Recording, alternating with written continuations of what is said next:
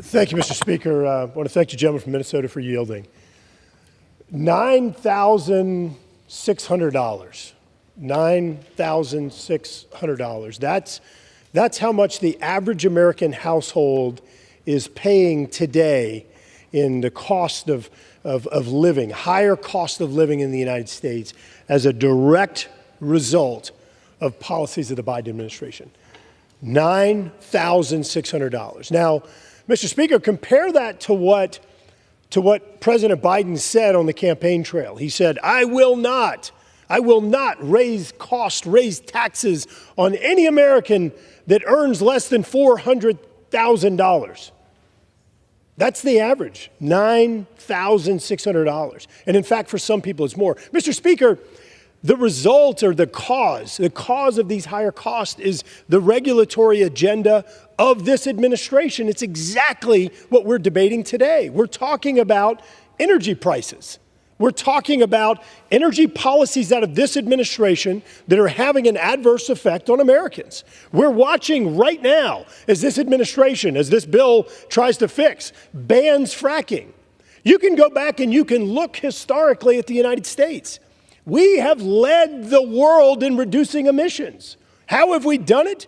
You know what the secret is? One of the most important tools that we've used to reduce emissions is actually natural gas. Natural gas, one of the biggest targets, the biggest victims of this fracking ban. So let's take a look. Is this fracking ban legal? Well, there was a judge in Wyoming who actually looked at this under the Obama administration and said, quote, Congress has not delegated to the Department of Interior the authority to regulate hydraulic fracturing. The BLM's effort to do so through the fracking rule is in excess of its statutory authority and contrary to law. So what does this administration do? The same exact thing. So it's not just a fracking ban, though. It's also banning the export of liquefied natural gas. Banning the export. So what happens, as my friend from Minnesota just said, what happens is that you don't have a decrease in demand for energy. It's simply that other countries provide it. So countries like Iran that are profiting tens of billions of dollars, they love these policies. Russia, they love these policies. This administration actually increased importation of energy from Russia when they came in.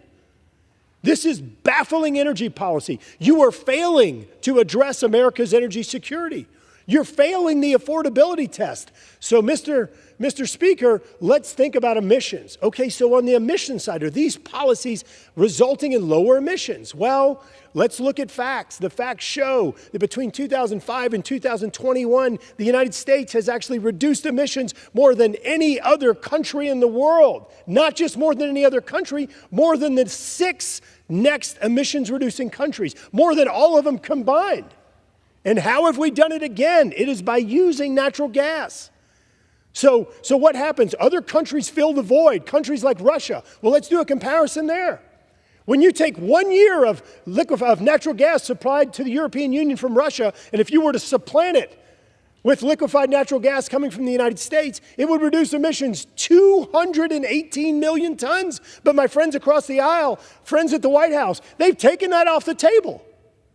So let's go back and review. We've got higher prices that Americans are paying, higher prices for utilities, higher prices for gasoline. We've got more dependence upon countries like Iran, on China, on Venezuela, on Russia for energy. We're more dependent upon them, the globe is, and emissions are going up. Which one of these is important? I mean, this is baffling to me. Higher prices, less energy security, and higher emissions. That's what this administration's energy policies have achieved. It makes no sense. And then let's talk about where these dollars are going. My friend talked about the tens of billions going to Iran. These dollars are directly being provided to Iranian terrorist proxies that have attacked and killed American troops in Syria and in Iraq. These policies are funding this, and then coming back to us, we're now funding Ukraine that's battling Russia, paid for with U.S. bad energy policy. We're funding Israel that's paid for by bad energy policy that Iran is profiting from. This makes no sense. It makes absolutely no sense. This bill, however, does make sense because it reverses the policies of this administration. It brings back common sense. It follows evidence, science, and math that shows that we can actually reduce emissions, increase energy security, and we can have affordable energy in the United States. I urge adoption of legislation and yield back.